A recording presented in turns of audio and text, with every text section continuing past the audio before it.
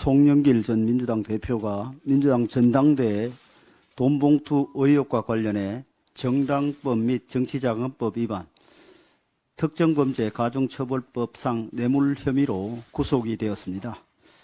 그동안 송 전 대표는 이 사건에 대한 검찰 수사가 이정근 전 민주당 사무부총장의 녹취록에서 나오는 육성 증거에서 출발했음에도 불구하고 계속 검찰의 공작 수사라며 혐의를 전면 부정해 왔습니다.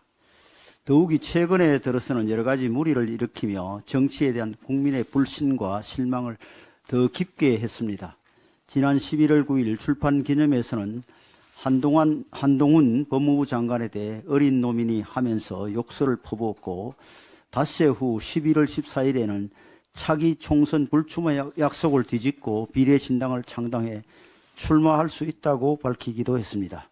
또한 지난 12월 8일에는 전당대회는 당내 잔치인데 돈봉투 살포가 그리 중대한 범죄냐고 말하기도 했습니다.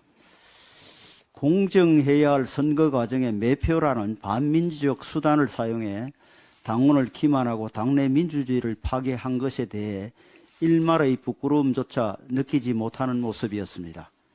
우리는 송 전 대표의 이러한 발언과 행태 속에서 586 운동권의 씁쓸한 윤리적 몰락을 목격하게 됩니다. 그들은 1980년대 운동권 경력으로 국회의원까지 되었지만 그들의 인식과 윤리는 그 시대에 그대로 머물러 있습니다. 부패한 꼰대 혹은 청렴의식은 없고 권력욕만 가득한 구태가 오늘 그들의 자화상이 아니겠습니까? 그래서 지금 많은 청년들이 586 운동권의 청산을 외치고 있는 것입니다. 이번 구속영장 발부를 계기로 송영길 전 민주당 대표는 국민들께 석고대죄하고 반성하는 자세로 법의 심판을 기다려야 할 것입니다. 아울러 민주당이 정말 민주주의 가치를 소중히 생각한다면 반민주적 범죄에 연루된 이들을 더 이상 감싸서는 안 될 것이며, 정당의 울타리 안에서 떳떳한 양 행동하지 못하도록 적절한 조치를 취해야 할 것입니다. 북한이 지난 17일 심야에 단거리 탄도탄을 발사한 데 이어 어제 아침에는 ICBM까지 발사하며 도발을 감행했습니다. 이번에 발사한 ICBM은 정상 각도로 쏠 경우 미국 본토 전역을 타격할 수 있다고 분석이 됩니다. 북한의 도발은 최근 한미 양국이 제2차 핵 협의 그룹 회의에서 확장 억제 의지를 강력히 표명하고 구체적인 실행 방안을 밝힌 데 대한 무력 시위로 보입니다. 도발 직후 북한은 노동신문을 통해 무책임한 망동으로 일촉즉발의 긴장 상태가 무책임한 망동으로 일촉즉발의 긴장 상태가 무책임한 망동으로 일촉즉발의 긴장 상태가 조성되고 있다며 긴장 고조의 화살을 우리 정부의 정당한 안보 노력에 돌렸습니다. 정부가 북한과의 충돌을 유도한다며 북풍 음모론을 설파하는 민주당의 입장과 화음을 이루는 주장으로 들립니다. 최근 통일연구원 보고서를 통해 북한이 총선을 앞두고 우리 정부의 안정성을 허물기 위해 대형 군사 도발과 남남 분열 공작을 감행할 수 있다고 경고했습니다. 더구나 예전과 달리 중국, 러시아와의 국제 공조를 통해 도발 및 공작 효과를 극대화할 가능성까지 제기되었습니다. 실제로 유엔 안보리에선 중국과 러시아가 적극적으로 북한 위성 발사를 비호하는 모습을 보이고 있으며, 최근 러시아와 중국의 군용기가 함께 우리 방공 식별구역에 사전 통보 없이 진입하는 일도 있었습니다. 북한과 인접국의 군사적, 외교적 결속이 우려 수준을 넘어 갈수록 명확해지고 있는 만큼 우리로서는 미국 등 우방국들과의 안보 협력을 강화해 나가는 것이 국민 안전을 지키기 위한 당연한 수순입니다. 이러한 상황에서 민주당이 선거에만 눈이 멀어 북풍 음모론과 반일 선동 등으로 정부의 노력을 폄하하고 국론 분열을 유도하는 것은 북한의 남남 분열 공작에 앞장서는 것과 다름없습니다. 한반도 긴장 고조로 인해 이익을 얻으려는 세력은 북한 정권만으로 충분합니다.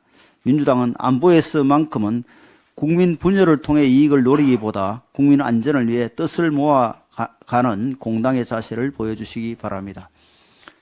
한국은행이 지난 17일 발표한 한국경제 80년 및 미래성장 전략 보고서에 따르면 우리나라가 앞으로 30년간 생산성을 높이지 못하면 경제 성장률이 2020년대 2.1%에서 2030년대 0.6%, 2040년대 마이너스 0.1%로 떨어질 것이라고 합니다. 고령층의 경제활동 참가율까지 더 낮아지면 역성장의 속도가 더 빨라져 2030년대 0.5%, 2040년대 마이너스 0.3%까지 내려간다고 합니다. 20세기 후반에 가장 모범적인 고속 성장을 이루었던 우리 국민들로서는 정말 믿기 힘든 시나리오입니다.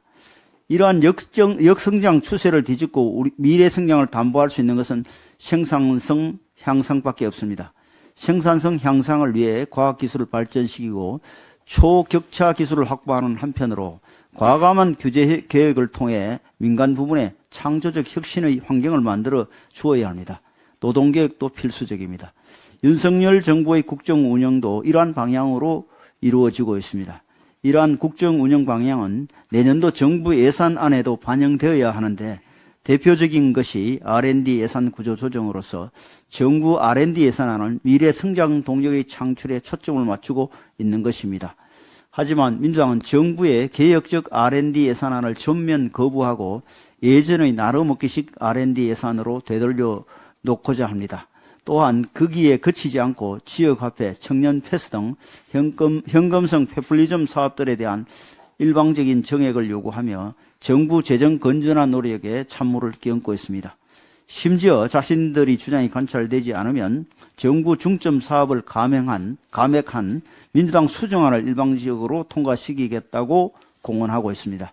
국정의 일각을 이룬 제1야당이 내년도 민생을 볼모로 삼고 정부 여당에 공공연한 협박을 했어야 되겠습니까? 생산성 향상을 위한 다양한 구조개혁을 지연시키고 민주당식으로 경제를 운영하면 우리나라의 역성장 진입 시기는 더욱 빨라질 것입니다. 20일 예산안 처리를 앞두고 민주당에 다시 한번 총선용 당리당략이 아니라 미래를 위한 선택을 해줄 것을 부탁드립니다.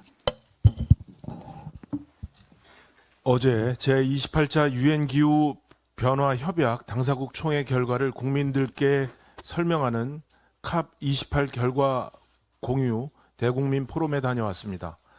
이와 관련해 한 말씀 드리고자 합니다. 지난주 수요일 폐막한 제28차 기후변화협약 당사국 총회에서는 상당히 의미 있는 진전이 있었습니다.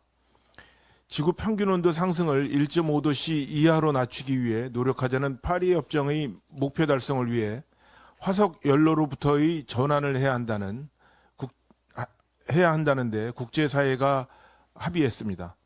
캅28 합의문에는 화석 연료라는 단어를 최초로 명시한 것도 성과라 하겠습니다만 더 주목할 점은 에너지 믹스, 특히 원전의 가치를 인정한 것이라 할 수 있습니다.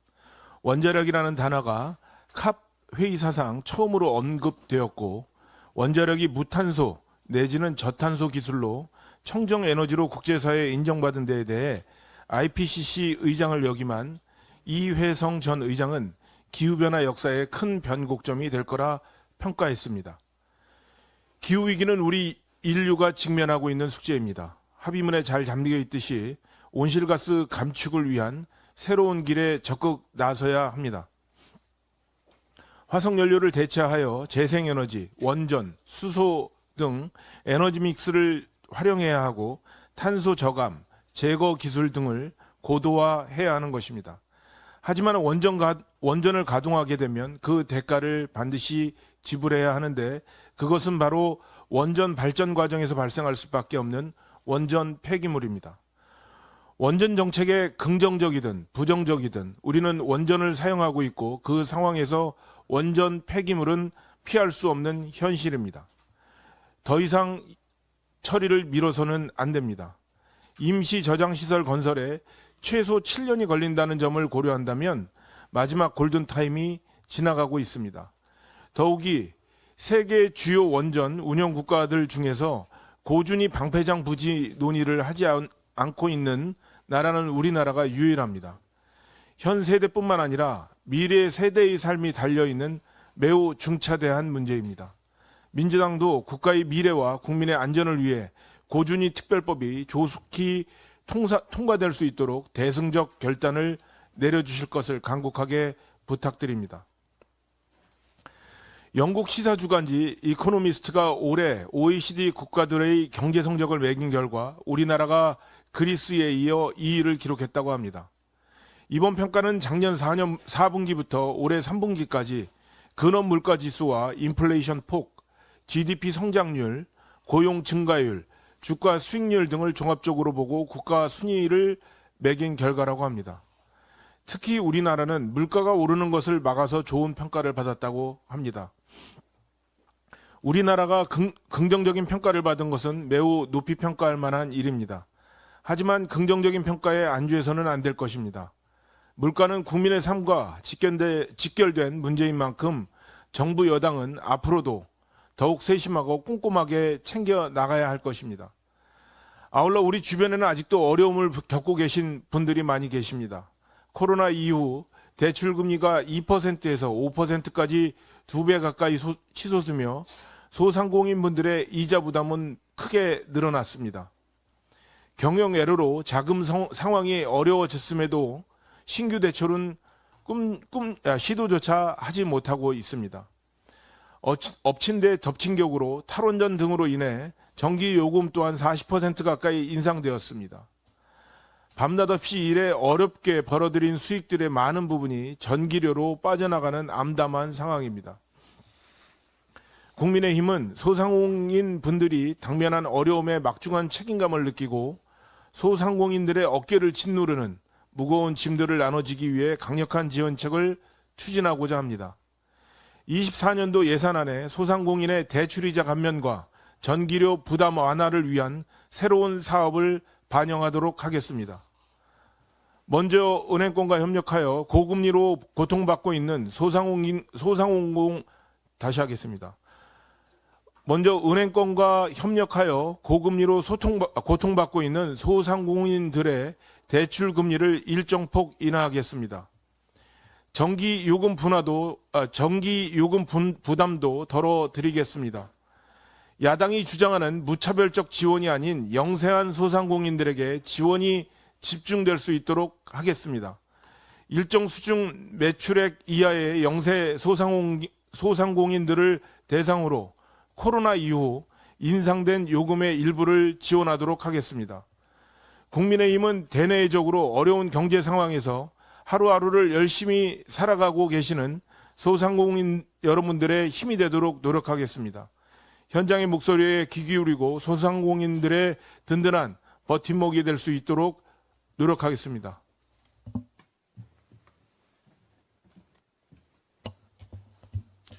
예, 국민의힘 인재영입위원회는 오늘 오후 2시에 국민인재 토크 콘서트 대한민국의 보석을 찾다를 개최합니다. 약칭으로는 국보다라고 이렇게 호칭하시면 되겠습니다. 또한 당의 유튜브 오른소리에서 생중계될 예정입니다. 이상민 크리에이터의 사회로 진행되는 이번 국민의힘 토크 콘서트는 국민 추천을 받은 9명의 국민 인재들이 과학, 사회적 기업, 농업, 경제, 다문화, 언론, 사회적 약자 등 각 분야의 전문성을 바탕으로 한 삶의 경험과 대한민국을 향한 비전을 공유하고 인재 영입위원들과 사회자의 질문에 답하는 컨셉을 통해서 국민과 적극 소통할 예정입니다. 또한 대국민 소통 이벤트 일환으로 토크 콘서트가 생중계되는 시점부터 12월 21일 오후 6시까지 약 3일 동안에 걸쳐 내가 바라는 국민 인재를 선택하는 선호도 설문조사 온라인 픽도 함께 진행될 예정입니다. 국민의힘 인재영입위원회는 앞으로도 대한민국 곳곳에서 국보다운 역할을 잘 감당할 수 있는 보석 같은 국민 인재들을 발굴 영입하는 데 최선을 다할 것입니다. 국민 여러분의 지속적인 관심과 성원을 부탁드립니다.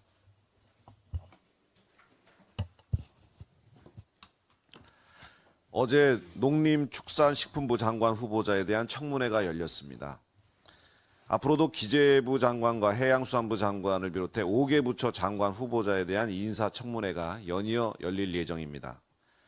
그러나 민주당은 이번 정부의 개각에 대해 처음부터 도주개각이라는 말로 폄하하며 정부를 공격했습니다. 또한 청문회가 본격적으로 시작된 어제는 아직 청문회도 하지 않은 후보자들에 대해 지명 철회와 자진 사퇴를 요구했습니다. 민주당은 청문회를 후보자들의 전문성과 능력을 검증하는 장으로 만들기보다 정쟁의 도구로 삼기로 작정하고 나섰습니다. 장관 후보자의 자질을 검증하는 일은 정책 수요자인 국민을 대신해 국회가 꼭 해야 하는 일입니다. 정부 인사에 대한 무조건적인 반대는 국익에 도움이 전혀 되지 않습니다. 이에 후보자에 대한 검증은 장외정치 공세, 정부 발목 잡기가 아니라 인사청문회라는 기본적인 틀 안에서 전문성, 능력, 자질을 놓고 이루어져야 합니다. 국민의힘은 이번 청문회에서 철저한 검증을 바탕으로 지명된 후보자들이 실질적으로 일할 능력이 있는지 꼼꼼히 따져보겠습니다. 민주당도 후보자들에 대한 무책임한 인신공격이 아닌 후보자들의 능력을 검증하는 정책 청문회가 될 수 있도록 함께 노력해 주시기를 부탁드립니다. 지금 포기하지 않는 그러면 또 결례잖아. 자, 오늘 또 발언하실 분 계십니까? 기재위 간사님 또 오늘 왼쪽부터 하시죠. 태영호 간사님 먼저 하죠. 네, 이쪽에 많으시니까. 오늘 아침 방금 북한이 어제 발사한 ICBM이 고체 연료 기반의 신형 ICBM 화성 18형이며 김정은이 현지에서 발사 훈련을 지도했다고 밝혔습니다. 북한이 화성 18형을 발사한 것은 지난 4월과 7월에 이어 이번이 세 번째인데 앞서 두 차례의 발사에 대해서는 시험 발사라고 했으나 이번에는 발사 훈련이라고 한 점이 주목됩니다. 이것은 ICBM이 개발 단계에서의 시험을 끝내고 개발이 완료됐음을 시사한 것이라고 볼 수 있습니다. 북한이 주장에 따르면 어제 발사된 ICBM은 최대 정점 고도 6,518.2km, 비행거리 1,002.3km, 그리고 4,415초를 비행하여 동해 공해상 목표 수역에 정확히 탄착됐다고 합니다. 북한이 시간 차이를 두고 단거리와 장거리 미사일을 연달아 쏘았는데 단거리 미사일 발사 방향을 남쪽으로 틀면 부산에 입항한 미 핵 잠수함 미주리함을 그리고 ICBM을 정상각도로 발사하면 미 본토 전역을 타격할 수 있습니다. 만일 북한이 미국과 한국을 동시에 핵으로 타격한다면 1시간 13분 35초밖에 걸리지 않는다는 계산까지도 나왔습니다. 김정은도 어제 이번 ICBM 발사가 워싱턴이 잘못된 결심을 내릴 때에는 어떤 선택을 할지 뚜렷이 보여준 계기가 됐다며 미국을 핵무기로 직접 타격할 것임을 공개적으로 시사했습니다. 북한이 내년 한국 총선과 미국 대선을 앞두고 더 큰 도발로 안보 지형을 흔들려 할 것임이 명백합니다. 이제는 압도적 보복, 응징 같은 경고 정도로는 북한의 도발 충동을 꺾기는 어렵습니다. 당장 내년부터 실시하는 한미 핵 작전 훈련을 토대로 재래식 무기와 핵 전력을 연합하는 방향으로 직계 501호부터 수정해야 할 것입니다.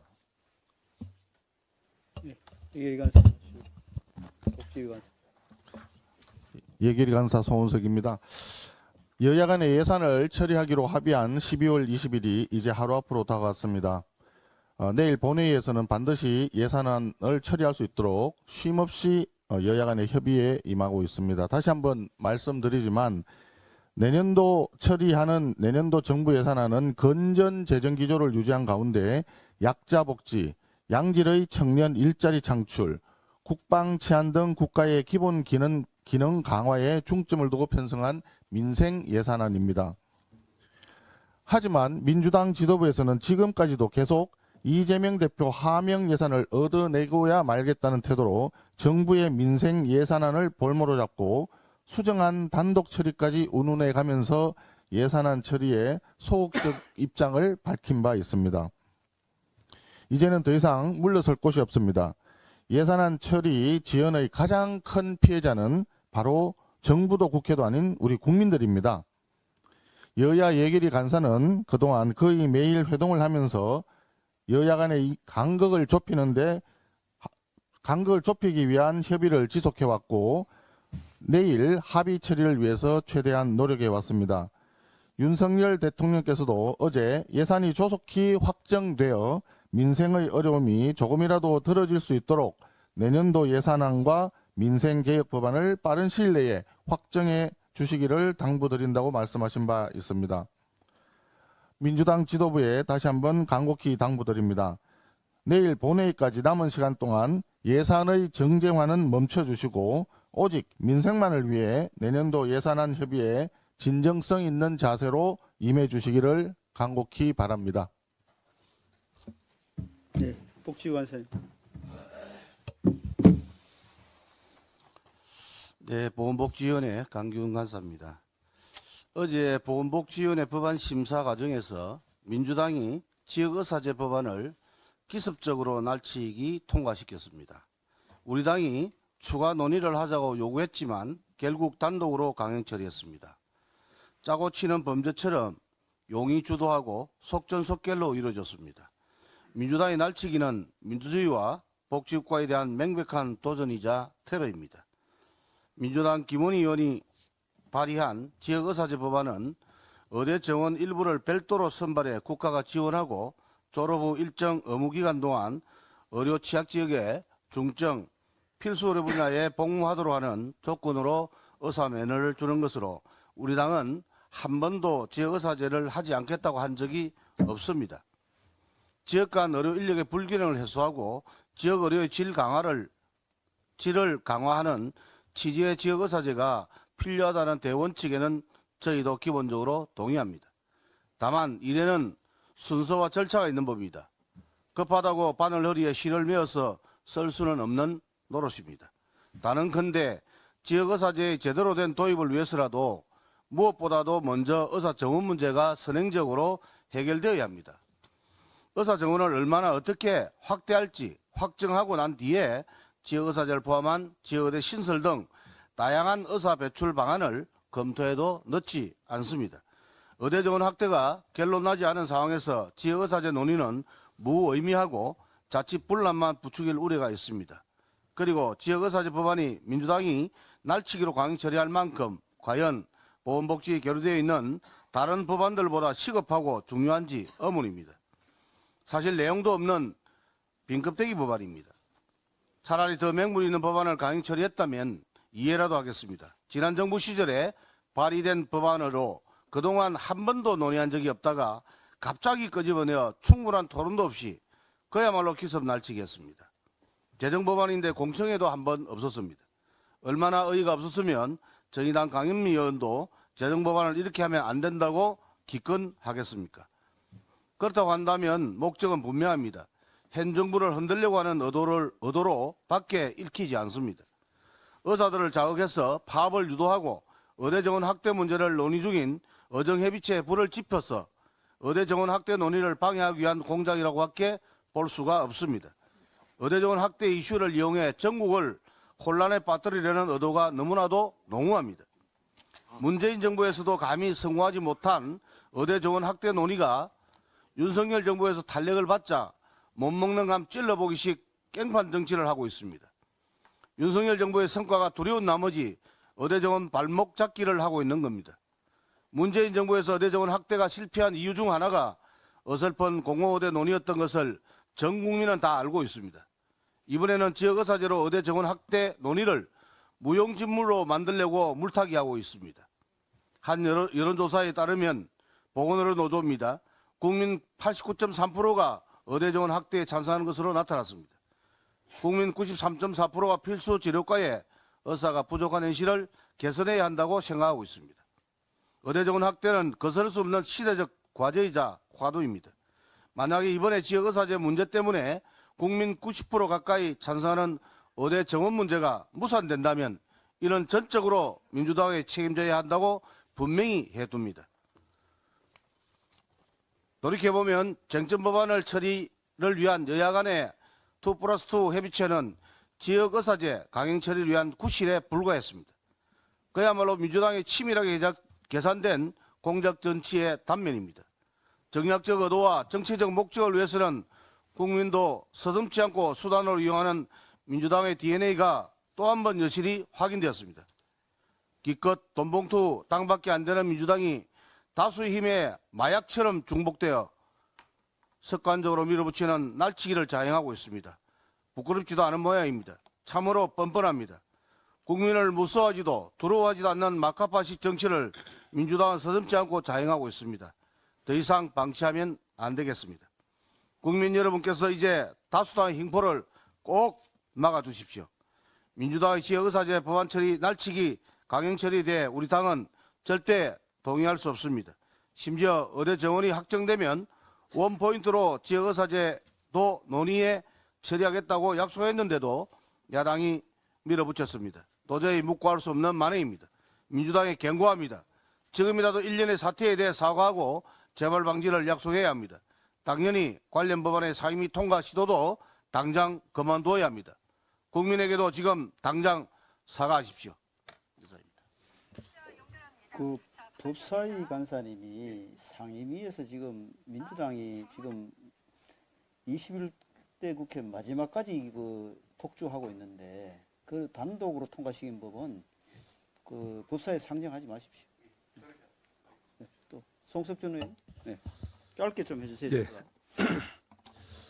예, 요즘 서울의 봄이 흥행하고 있습니다. 예, 어제는 또 검찰 수뇌부에서도 서울의 봄을 감상했다고 해서 신선한 충격을 주고 있습니다. 서울의 봄에서 말하는 우리 정치 민주화, 예, 그것은 어떤 특정인들에 의한 성과가 아닙니다. 온 우리 대학생들, 우리 온 시민들이 권위주의 정부에 맞서서 권위주의 세력에 맞서서 진정한 대한민국의 민주화를 이뤄낸 위대한 역사의 일부입니다. 서울의 봄은 왔습니다. 우리 대한민국의 정치 민주화는 세계인들이 부러워하는 대한민국의 한 단면이기도 했습니다. 하지만 작금의 국회 상황을 보면은 우리 대한민국의 서울의 봄은 과연 왔는가? 예, 지금 국회 상황은 오늘 이렇게 펼쳐지는 추운 날씨 못지않은 정말 엄동설안의 추위가 느껴집니다. 국회의 봄이 새삼 기다려지는 그런 상황입니다.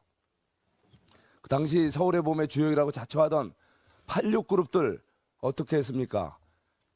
그동안에 대한민국 민주화의 주역임을 자처하면서 결국은 지난 정권 대한민국의 소득주도 성장한다, 한반도 평화를 이뤄내겠다, 정치 민주화를 이뤄내겠다 하면서 결과는 어땠습니까?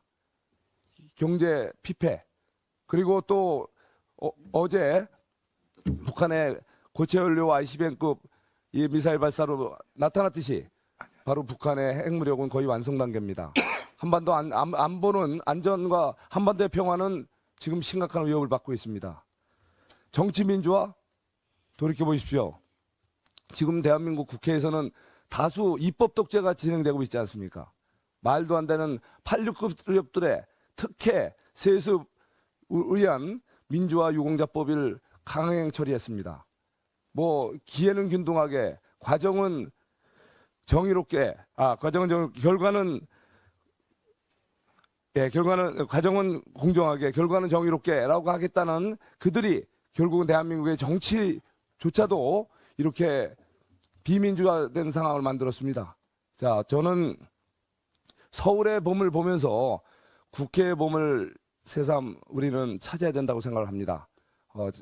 그동안에 민주화 세력을 자처했던 바로 이 세력 중에 그 중에 한 분이 어제 구속됐습니다.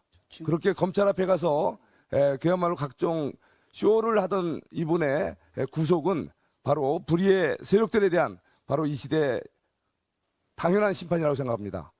잘못된 세력에 대해서, 잘못된 주장에 대해서 더 나은 심판을 통해서 잃었던 국회의 봄을 되찾고 싶습니다.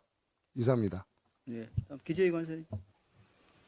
예, 제가 오늘 기재위 간사 유성을 의원입니다. 오늘 제가 북한 핵 위협 관련돼서 말씀을 드리려고 했는데 많은 분들이 말씀을 드렸습니다. 그래서 북한의 핵이 ICBM과 핵과 ICBM 그리고 위성 정찰 위성까지 이 3종 세트가 완성되는 그런 상황입니다. 그래서 근본적으로 국가 안보는 정치, 경제, 사회, 문화의 모든 어떤 영역보다도 우선돼야 한다는 그런 말씀을 드립니다.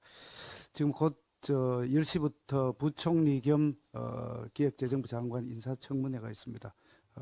국민 여러분들 생방송으로 중계가 되기 때문에 많은 시청과 그리고 관련되는 사항에 관심을 가져주시기 바랍니다. 이상입니다.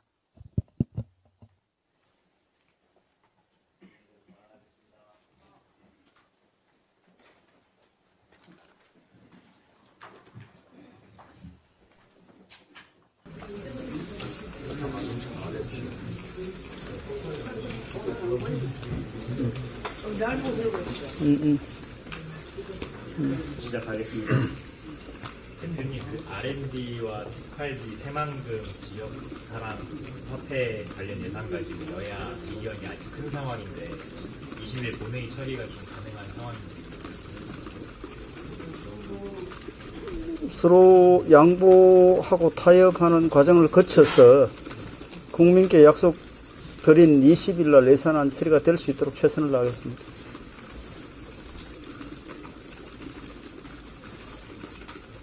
대표님, 내일 상임고문단 회의하신다고 보도가 나왔는데 네. 규모를 어느 정도, 몇 명 정도 모시는 건지. 상임 고문님들 전원께 연락을 드리겠습니다. 참석 가능하신 분들은 다 모셔서 당의 이 상황과 관련한 고견을 청취하겠습니다.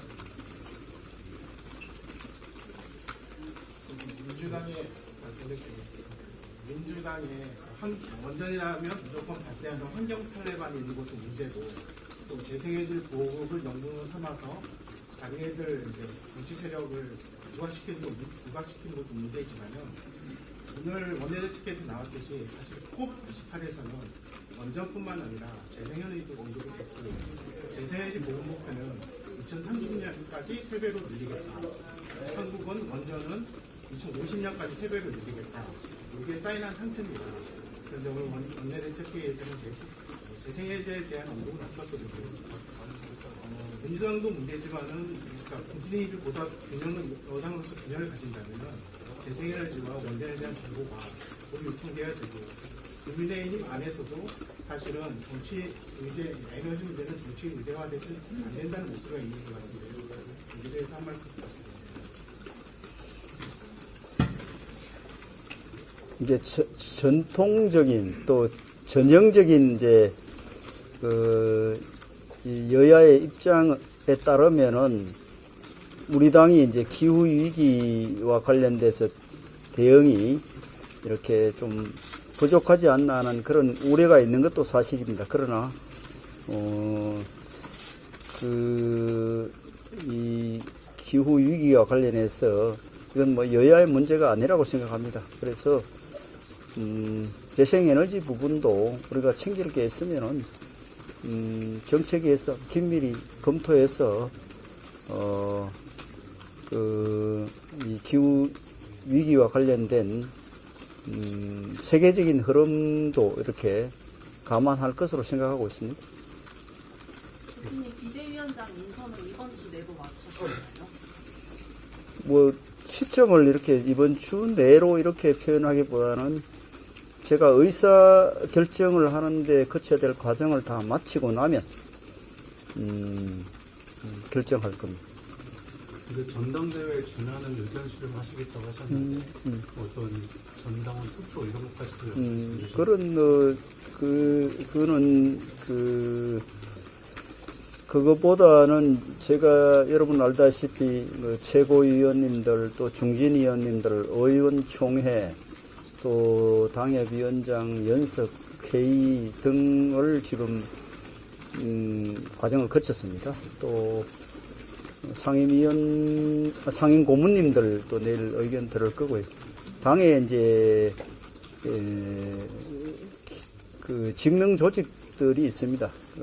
그런 조직들의 그 의견도 제가 청취를 해볼까 이런 생각을 하고 있는데,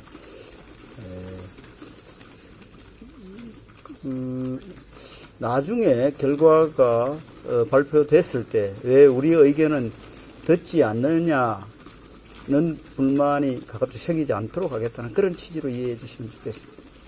그 절차 중에 한동훈 인선안에 대한 여론조사도 포함이 될까요? 아직까지는 뭐 고려하고 있지 않습니다. 내일 이제 예산 처리 관련해가지고 혹시 오늘이나 내일 협의체 만났을 일정이나 잡힌 게 있을까요? 예산 처리와 오늘 11시에 아직까지 뭐 시간은 안 정했는데 오늘 한번 만나야 될 것 같아요. 어쨌든 뭐 시간은 서로 뭐 협의를 해보겠습니다. 그러나 뭐 오늘 중으로 한번 만나서 합의 시도는 해야 되지 않겠습니까? 네. 근데 예산안 처리가 만약 늦어진다면 비대위원장 인선도 늦어지는 그렇다고 봐야 됩니다. 왜냐하면은 당의 이제 이 지도 체제 정립도 중요하지만 예산이 있기 때문에 하여튼 예산은 제가 시간을 지키려고 애를 쓸 겁니다. 예산이 뭐 여의치 않으면은 예산으로 인해서 비대위원장 선임 절차가 조금 그 영향을 받을 수 있습니다. 여기까지 하겠습니다. 오늘 한동훈 장관 국회 오는데 혹시 만나보실 수 있으세요? 국회 전 일정 법사위 굳이 아직까지 약속된 거 없고요. 제가 오늘 만날 일은 없을 것 같습니다. 대표님, 오늘 정책위 의장님께서 소상공인을 위해서 대출이랑 대출 이자랑 정기도 지원해 주신다고 말씀드렸는데 그 규모 어느 정도로 생각하고 내년도 예산안에 반영한다고 했는데 그럼 어떤 사업을 들여서 예산 마련하실 부담이신지 나오신 게 있으면 좀 뭐 소상공인들 이자 부담 경감 문제하고 뭐 전기료 또 부담 경감하는 문제는 그 여야 간의 그 규모의 차이는 있고 또 방식의 차이가 좀 있습니다. 그래서 우리 당도 그 부담을 경감시켜 주겠다는 입장을 가지고 예산 협상에 임하겠다는 말씀인 걸로 알고 있습니다. 여기까지 하겠습니다. 공간이 구성 관련해서 그때 처음에 권한대행 맡으실 때 잘 보고받은 거 없다 말씀하셨는데 그 공간이 구성을 아예 비대위로 넘기는 걸로 결정된 건가요? 여러분 이제 이 그 비대위원장 선임 과정에 제 입장은 새로운 비대위원장이 모든 권한을 행사할 수 있게 제가 그 권한 대응으로 있는 이 시간에 어떤 이 공간의 구성이라든지 또 뭐 선대의 구성이라든지 당의 중요한 의사결정과 관련해서 제 개인적인 입장이 관여되지 않겠다는 게 제가 확실한 소신입니다. 그래서 어쨌든 공간의 구성도 새로운 비대위원장이 오시면 그분 판단에 맡기겠습니다. 여기까지 하겠습니다. 민주당에서 저번에 현황 미사일 도발 관련해가지고 윤석열 정부가 국방비 늘렸음에도 대응을 제대로 하지 못했다면 무능함이 드러났다고 느껴지는데 우리 당 입장에서는